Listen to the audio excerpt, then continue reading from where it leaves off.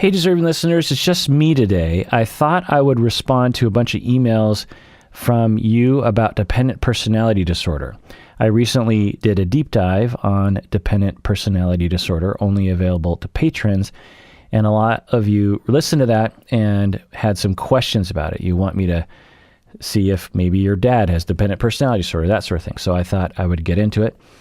This is the Psychology in Seattle podcast. I'm your host, Dr. Kirk Honda. I'm a therapist and a professor, and I've treated many people with dependent personality disorder. Anonymous patron writes in and says, I'm wondering if my dad has dependent personality disorder. He has always been very gentle and kind, but quite unmotivated. He is extremely intelligent, but never accomplished much in his career. When I was growing up, he always had different low-paying jobs. Everyone always loved him wherever he worked, and even though he loved us kids and was a thoughtful person, he never wanted to go to any of our sports games or performances or get involved with our schooling. My mom had to do everything, and I mean everything, for the family. She was the main breadwinner, the social planner, and the house planner, and there were many arguments between my parents about this issue. My dad would seem cool and calm and then explode when he was pushed too much by her. Growing up, I had it in my head that he was sweet and loving, but lazy. I know his own mother was very controlling in many ways and had her own struggles with OCD. Could it be dependent personality disorder? All right, so it's possible, but before going into that, it's also possible that he suffered from depression, or maybe even an addiction that you didn't know about.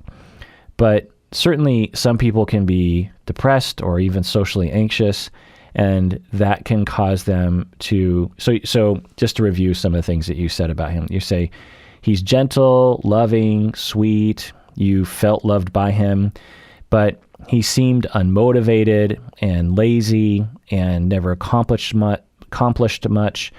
He always had low-paying jobs, and he wouldn't go to any of your sports games or your performances or get involved with your schooling, didn't really act like a parent. He was like an uncle that happened to live in the house, or a big brother that hasn't left the house yet, because your mom had to do everything. She had to work hard. She had to do all the house stuff. And why would that be? Why would you have a sweet and loving father who just didn't accomplish much and didn't seem to care? I think by implication, anonymous patron, you're thinking that your dad just didn't seem to care about the responsibilities. Well, it's hard to know, So let's say if he was depressed, well, he can be loving and caring, but it's hard to be motivated for one's career. And you might even have bouts of depression that interfere with your career. You might have bouts of depression that interfere with your ability even to leave the house. You could also have social anxiety or even OCD yourself, and that could absolutely interfere with your career and interfere with leaving the house and going to games, or being responsible in the way that a parent usually is. But it also could be dependent personality disorder. It also could be other kinds of things, but it could be dependent, meaning that, but there's not enough information here, but just going off of what you're saying, it's possible that deep down he believed that he was incompetent and the world was dangerous. Why? Because you mentioned that his mother was very controlling and had a lot of anxiety with OCD. So this is the breeding ground often for dependent personality disorder. It's a breeding ground for a lot of things, but it is the breeding ground for dependent personality disorder. Again, listen to my full deep dive on that. But one of the things that we find in the research and in my observations is that people with dependent personality disorder often have parents who are controlling or anxious or both. And what this can do is it can tell the child that, one, you aren't capable of doing things on your own and you need me to do things for you. And two, the world is a very scary place, and without me, you are going to suffer or fail or die or something. So when you're 10 years old and you believe, one, that you can't do things on your own, you can't even choose what to wear, you can't choose what to eat, you can't choose who to be friends with, you are incompetent. You can't do anything without your controlling parent there, leading you on every step of the road. And you also believe that the world is very scary and that the world is a very difficult place to navigate, and thus you really, really need someone that knows their way around the world in order to protect you. So having a mother that was like that could have been the breeding ground for your father. And then you see him as an adult, and he is not really trying to do things, not because he's lazy, but because he actually believes he can't. He thinks he's actually completely incapable.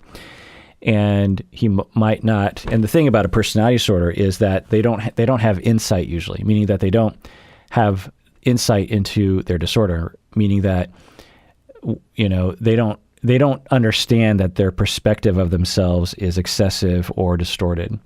When they believe they're incompetent, you know, like say his wife, your mom says, hey, you know, maybe you should try to work your way up to a manager or something.